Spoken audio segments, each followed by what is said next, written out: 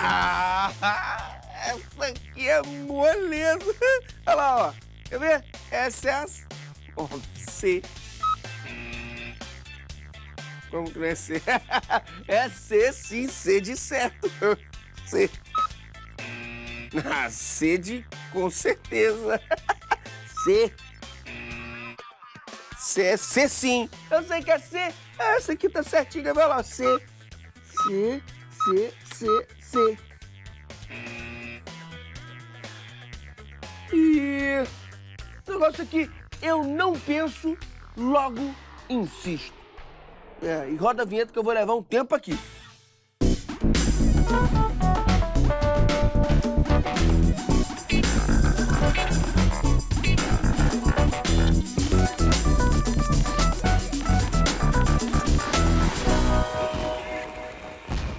Hora do Enem no ar e hoje é dia de filosofia, mas antes, aquele aviso.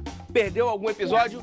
Basta ir lá no site tvescola.org.br ou no canal youtube.com/tvescola. Aproveita e se inscreve. Agora sim, professor Paulo Andrade. Tudo bem, amigo? Bem-vindo mais uma vez. Obrigado. Professor, para quem nunca estudou filosofia, qual o nível de exigência do Enem? Então, vem crescendo. No início, as questões de filosofia apareceram muito mais interpretativas, apareceram às vezes com a resposta no próprio enunciado ou no texto.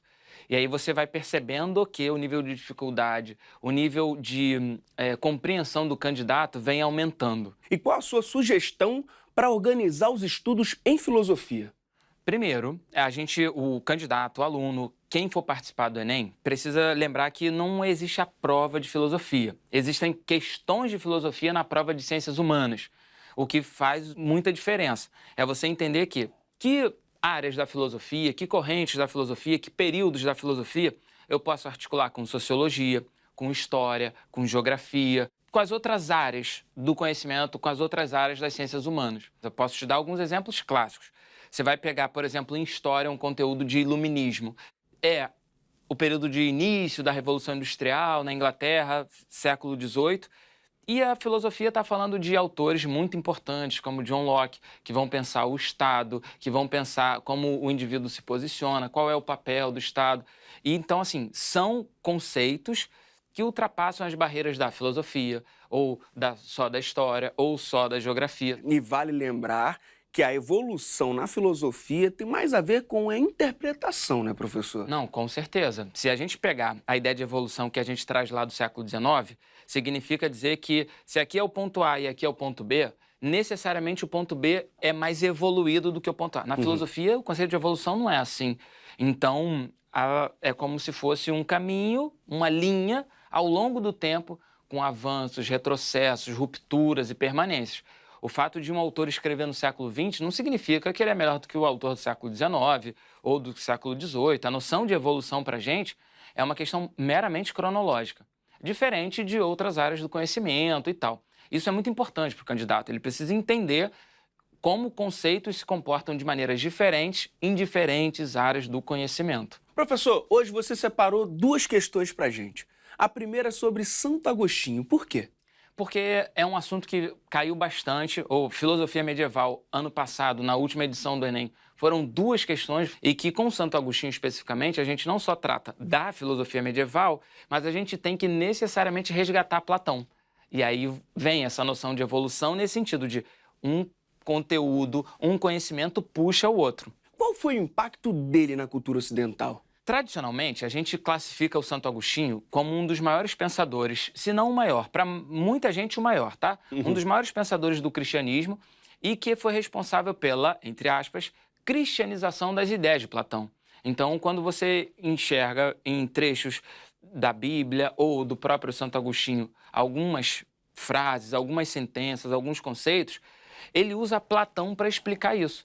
Como, por exemplo, o apóstolo Paulo fala sobre uma luta entre a carne e o espírito, entre o corpo, que é material, e o espírito, que é imaterial. O Platão já falava disso, da questão do mundo sensível, que eu posso captar com os sentidos, e o mundo inteligível, que é o mundo imaterial. Então, bora resolver uma das questões?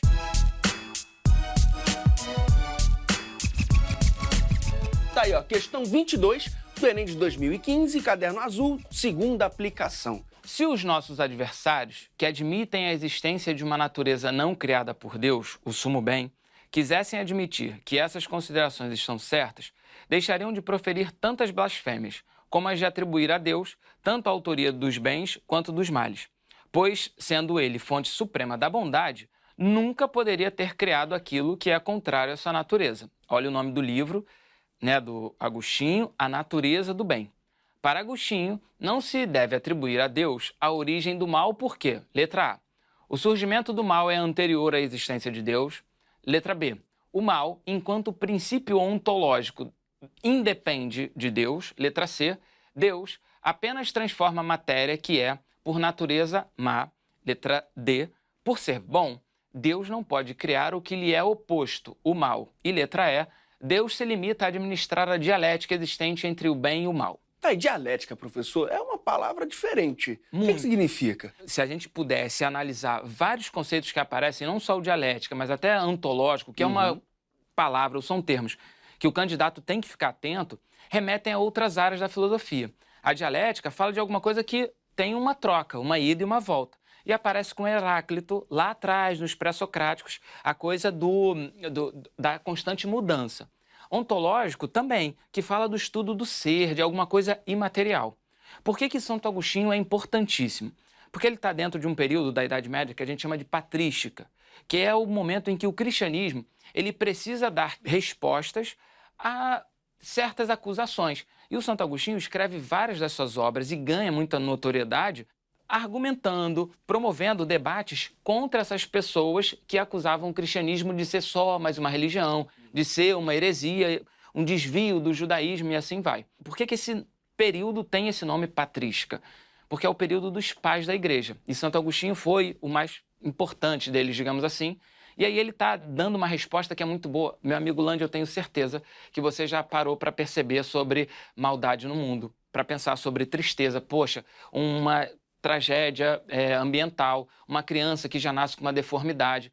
É isso que os medievais estão se perguntando. Ué, se existe um Deus que aparentemente é bom, por que existe maldade no mundo? E essa resposta de Santo Agostinho é genial, porque muita gente se diz ateu dizendo, se tem maldade no mundo e existe um Deus, esse Deus não pode fazer nada, esse Deus não é tão bom assim. E aí o Santo Agostinho diz que a origem do mal, que é o que ele está tratando aqui, é exatamente a questão de Deus é bom e tudo aquilo que é mal, na verdade, não é porque Deus criou o mal, porque se ele é bom, ele não pode criar o mal. Na verdade, o mal é só a ausência de Deus. Como a escuridão, por exemplo, é a ausência de luz, o silêncio é a ausência do barulho. Então, ele cria a noção de que o mal é só a ausência do bem, da figura aqui, o sumo bem, que é Deus. E como é que a gente resolve? Aí professor? a gente lendo de novo e com calma, as opções, a gente vê que a resposta tem que ser a letra D. Por ser bom, Deus não pode criar o que lhe é oposto, o mal. Alguma das opções ali tinha a possibilidade de um candidato deslizar? Filosofia medieval, ela quase sempre oferece várias armadilhas. Então, por isso que você tem que saber um pouco da biografia dos autores, um pouco do contexto. O participante do Enem vai ter a vida facilitada se ele lembrar que o Santo Agostinho promovia debates. E nesses debates ele chamava pessoas que acreditavam que tem Deus, que é bom, mas tem o antideus, alguma coisa que é má, o seu equivalente, que é exatamente o que diz na opção B, o mal, enquanto princípio ontológico, ou seja, o mal existe, independe de Deus. E aí tem a outra opção A, que também pode oferecer perigos para o candidato. O surgimento do mal é anterior à existência de Deus. E você tem uma série de questões que, se o candidato não tiver pensado, não tiver lido nada a respeito, ele pode ficar em dúvida. E de que outras maneiras o Enem pode cobrar esse assunto? O Enem ele é uma prova toda montada, ela é toda coerente internamente. Então, se você vê uma questão que fala sobre a natureza do bem, que se questiona sobre o mal, você vai ver que isso pode aparecer também na prova de linguagens, você vai ver que isso pode aparecer num tema de redação. Então, o Santo Agostinho, por ser influenciado por Platão, pela sua importância no Ocidente, na cristandade, ele pode ser usado como base para uma redação para vários temas que envolvem a natureza do bem, a questão do bem, se o ser humano é bom ou não é, se o ser humano tem heranças como o pecado original e assim vai.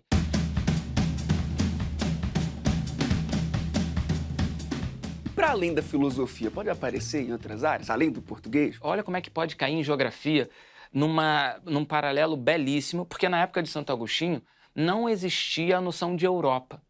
Se você chegar para um camarada na França, à época de Santo Agostinho, e falar assim, pô, você mora na Europa? Ele vai responder, não, o que é Europa? Existe, por alto, a noção de Europa, mas o que dá unidade ao europeu é a noção de cristandade, porque o cristianismo é que une. Pedro Álvares Cabral está cruzando o Atlântico, está chegando em terras brasileiras. Cristóvão Colombo cruzando o Atlântico, chegando no Novo Mundo. Qual é, pensa aí na sua cabeça, a bandeira estampada nas caravelas? A cruz vermelha. A cruz. Repara que Cristóvão Colombo, mesmo sendo de Gênova, Itália, ele vem a mando da coroa espanhola e não tem nas bandeiras, nas velas, nenhuma menção à Itália ou a Gênova, nenhuma menção à Espanha. Pedro Álvares Cabral vem a mando financiado pela coroa portuguesa e não tem nenhuma menção nas velas à coroa portuguesa. Por quê? O camarada cruzava os oceanos, o camarada tinha sua noção consolidada como alguém que era membro da cristandade. E isso é muito importante, porque mexe com noções de nacionalismo, né? A questão da nacionalidade, da identidade, que qualquer um que fizer o Enem, ele vai ver isso em outras áreas. Fronteiras, nacionalidade, identidade, tudo isso que compõe, né, o mundo europeu naquele momento ali. Então, professor, só para reforçar, opção D, o gabarito da questão 22. Sim, correto. Por ser bom, Deus não pode criar o que lhe é oposto, o mal. Mas vamos lá, a gente falou sobre Santo Agostinho e agora a gente vai para Nietzsche. Um milênio aí, né? É um pouco mais. E assim, não só uma distância enorme, cronologicamente, mas uma distância também filosoficamente, tá? Então você vai ver Nietzsche, no século XIX, criticando um monte de coisa que a filosofia de Santo Agostinho representa e aquilo que balizou, que influenciou o pensamento de Santo Agostinho, como a gente falou, de Platão. Então o Nietzsche vem desconstruindo isso e o Nietzsche vem igual um trator. Pois é, quem foi Nietzsche? O século XIX é um século interessante por si só. É um século de muitas transformações. Transformações econômicas, com a Revolução Industrial, o processo de industrialização, transformações sociais na Europa, o processo de urbanização, o aparecimento de novas classes sociais, transformações políticas, com a ascensão da burguesia se consolidando no poder, transformações tecnológicas, porque você tem uma série de eventos e descobertas na ciência que vão colocar o europeu num novo patamar. Pelo menos o europeu se vê assim. Eu tenho certeza que os candidatos já viram isso e já estudaram isso, chamando de eurocentrismo, né, aquela coisa da Belle Époque, da era vitoriana. Herdado do século XVIII, do movimento iluminista, uma crença de que o ser humano é um ser racional, de que o ser humano pode aplicar a razão a todos os processos e, enfim, conhecer tudo. E aí, no século XIX, você tem alguns pensadores, como Nietzsche, que começam a questionar os limites da razão, que começam a se perguntar se de fato eu sou tão racional quanto querem que eu acredite.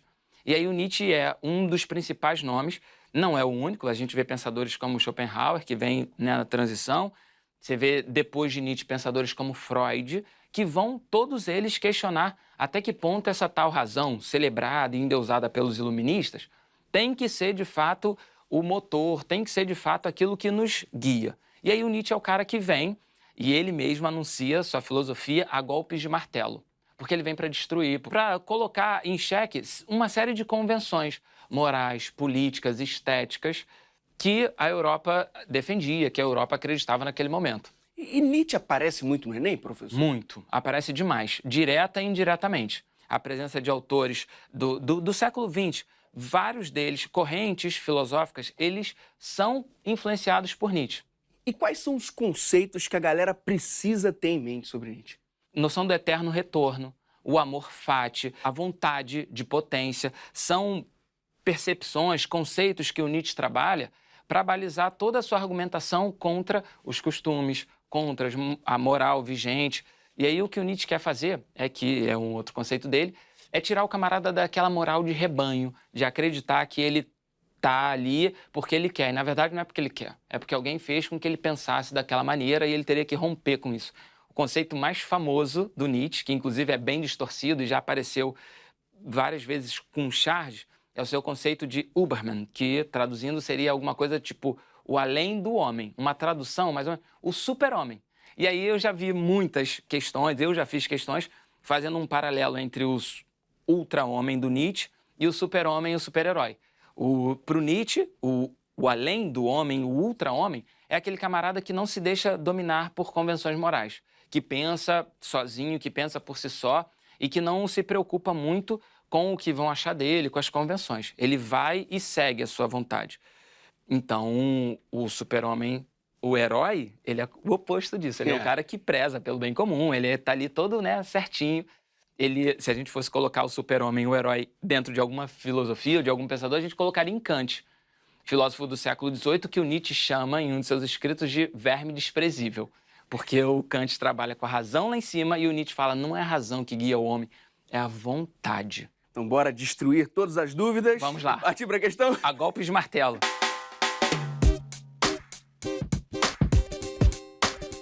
Tá aí, questão 34 do Enem 2015, caderno azul, primeira aplicação. A filosofia grega parece começar com uma ideia absurda, com a proposição: a água é a origem e a matriz de todas as coisas. Será mesmo necessário deter-nos nela e levá-la a sério? Sim, e por 3 razões. Em primeiro lugar, porque essa proposição enuncia algo sobre a origem das coisas. Em segundo lugar, porque o faz sem imagem e fabulação. E, enfim, em terceiro lugar, porque nela, embora apenas o estado de crisálida, está contido o pensamento. Tudo é um. Nietzsche, e aí, né, a questão falando sobre os pré-socráticos. O que, de acordo com Nietzsche, caracteriza o surgimento da filosofia entre os gregos. Aí, letra A. O impulso para transformar, mediante justificativas, os elementos sensíveis em verdades racionais. Letra B. O desejo de explicar, usando metáforas, a origem dos seres e das coisas. Letra C. A necessidade de buscar, de forma racional, a causa primeira das coisas existentes. Letra D. A ambição de expor de maneira metódica as diferenças entre as coisas. E letra E. A tentativa de justificar, a partir de elementos empíricos, o que existe no real. Essa questão é maravilhosa. Por quê? Porque a gente tem um autor importantíssimo, Nietzsche, falando sobre um período da filosofia, uma corrente da filosofia que também aparece com muita frequência no Enem. É uma questão que exige do candidato 2 conteúdos, 2 conhecimentos, Nietzsche e os pré-socráticos. Você pode saber tudo de Nietzsche. Se você não souber sobre os pré-socráticos, você erra a questão. E isso é muito importante. Nietzsche era um camarada que tentou se destacar na carreira acadêmica, na filosofia, assumir cargos nas universidades. E a porta de entrada dele no mundo universitário é através da cadeira de filologia. Ele começou a estudar alguma coisa sobre etimologia. Então, Nietzsche, antes de ser um filósofo, ele é um especialista na cultura grega, na língua grega.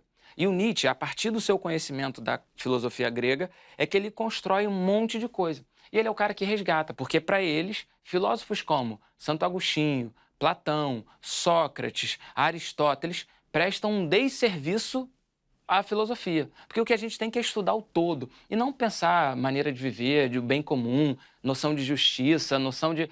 O Nietzsche não acredita na noção de verdade como Platão acredita, como Sócrates acredita.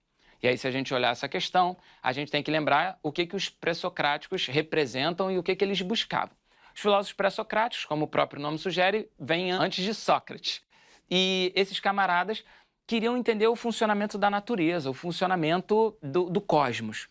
Para eles, entender o funcionamento do cosmos é olhar e tentar ver o que explica o Sol passar de um lado para o outro no céu. Você já reparou que uma bananeira sempre dá banana e nunca dá manga? Sim. Parece que existe uma ordem. E os caras estão perguntando assim, mas por que a bananeira nunca deu outra fruta além de banana? Parece que existe uma ordem na natureza e os caras se propõem, então, a investigar sobre isso. Os filósofos pré-socráticos, eles são importantíssimos porque eles são os primeiros a romper com aquela noção de que vamos explicar a origem do cosmos, a origem dos deuses, a partir da mitologia, a partir de narrativas. Então, os caras promovem uma ruptura entre o discurso mítico, entre a mitologia, e eles vão buscar explicações racionais. Repara que se você encadear os filósofos pré-socráticos um por um, eles têm várias respostas sobre qual é o princípio da natureza. E se a gente parar para pensar hoje, vários erraram. O que o Nietzsche está fazendo aqui é uma menção ao Tales, que fala da água. E ele dizia que a água era o princípio que movimenta tudo. E a gente sabe que não é, nem tudo tem água e tal, papapá. Mas por que então os pré-socráticos são importantes se eles erraram em várias das suas respostas? Porque eles, pelo menos, não querem recorrer ao discurso mítico. Eles querem pensar, eles querem analisar. Hoje, a ciência dá para a gente uma série de respostas que eles não tinham. Hoje, qualquer criança de 5 anos sabe que a Terra é redonda, porque já viu isso em desenho, já viu isso em imagem, tem acesso à internet. E é um conteúdo que, se você fala na Idade Média ou na época dos pré-socráticos, a Terra é redonda, você é capaz de parar na fogueira, de ser tratado como um louco, porque não tem acesso a isso.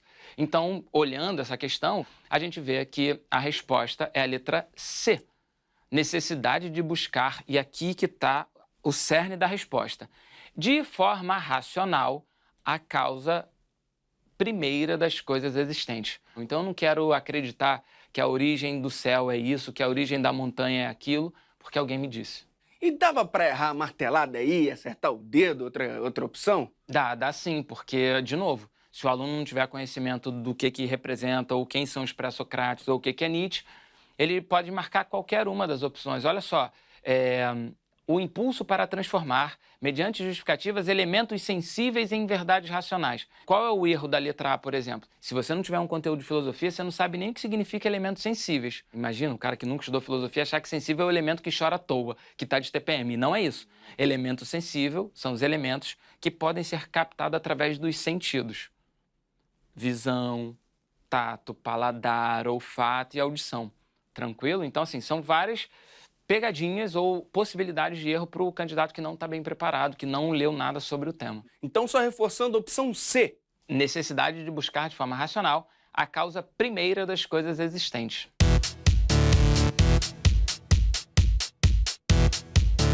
Como é que você está sentindo a galera nessa preparação para o Enem? Eu percebo ainda, falo pelos meus alunos, a galera bem empolgada. E aí, no início, é isso. O que o professor, independente da matéria, precisa? Mantê-los motivados, mantê-los nesse ânimo de estudo, porque é uma maratona. Tá motivado? Beleza, vamos embora, continua estudando, agora é hora de atacar. Agora é hora de pegar aqueles conceitos que a gente não aprendeu direito no primeiro, no segundo, ou no terceiro ano, ou sei lá quanto, e trabalhar. Professor, tem algum conteúdo que a galera fica pilhada assim? Tem, assim, quando a gente fala, por exemplo, de um filósofo como Nietzsche, que fala das questões morais, geralmente você está falando para adolescentes que se sentem presos num modelo e tal, e aí Nietzsche é o cara que vai tentar desconstruir esse modelo. Quando você fala de ética, geralmente são temas que envolvem os alunos e por isso eles ficam pilhados. Eu posso falar, por exemplo, de epistemologia, que eles podem estranhar e falar, ué, mas o que é isso? Teoria do conhecimento. E perceber que eles já fazem isso, eles já refletem sobre o que eles aprendem, o que eles não aprendem. Quando eu mostro para eles, gente, olha a quantidade de vezes que caíram questões sobre filósofos da antiguidade. Se é um tema que eles não gostam, agora eles vão passar a gostar porque eles viram que cai bastante. Então eles têm que fazer questões ou se preparar dessa maneira. E chegou a hora da filosofia no Momento Pop Prof.